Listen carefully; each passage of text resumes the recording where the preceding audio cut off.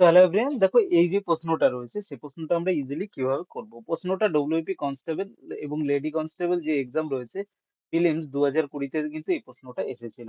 কিভাবে করব বলা হয়েছে, একটি হোস্টেলে 35 জন ছাত্র ছিল। যদি ছাত্রের সংখ্যা আরো 7 জন বৃদ্ধি পায়, মানে আগে ছিল কতজন, 35 জন, এখন 7 জন বৃদ্ধি পেয়ে হয়েছে 42 জন। তবে হোস্টেলের মেসের খরচ প্রতিদিন 42 টাকা করে বৃদ্ধি পায়, মানে টোটাল খরচটা 42 টাকা করে বৃদ্ধি পেয়েছে। কিন্তু মাথাপিছু খরচ কত? 1 টাকা করে কমে যায়। মানে আগে যা টাকা লাগতো তার থেকে 1 টাকা করে এখন প্রত্যেকের কম খরচ হচ্ছে।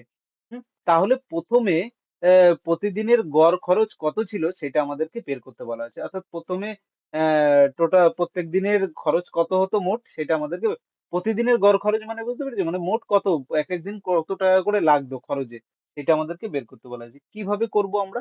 আমরা দেখো এখন আমাদের বলা হয়েছে কি টোটাল ছিল 35 জন। আমি যদি ধরে নিই যে 35 জন যেটা রয়েছে এদের হলো খরচ আগে এক্স টাকা করে হতো।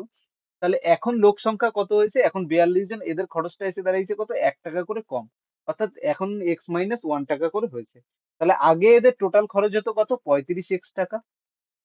আর এখন টোটাল খরচ হচ্ছে, যদি গুণ করে দিই তাহলে আমি বলতে পারি এখন টোটাল খরচ হচ্ছে কত? 42 এক্স মাইনাস 1 টাকা, এইটা।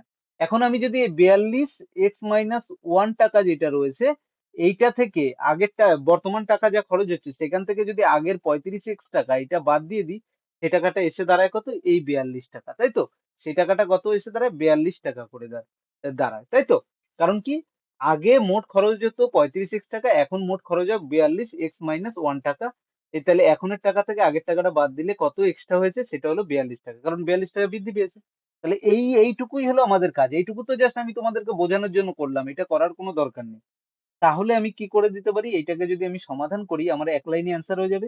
এখানে 42 x minus 42 minus 35 x is equal to 42 হয়ে যায়।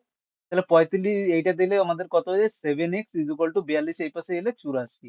অর্থাৎ এক্স এর ভ্যালু কত দাঁড়ালো? 7 দিয়ে কাটলে 12। এক্স এর ভ্যালু কত দাঁড়ালো? এক্স ইজ ইকুয়াল টু দাঁড়ালো 12 টাকা। তাহলে আমি বলতে পারি আগে আমাদের প্রত্যেকের মানে এক একজনের খরচ কত? 12 টাকা ছিল। মোট কত খরচ ছিল বলা হয়েছে?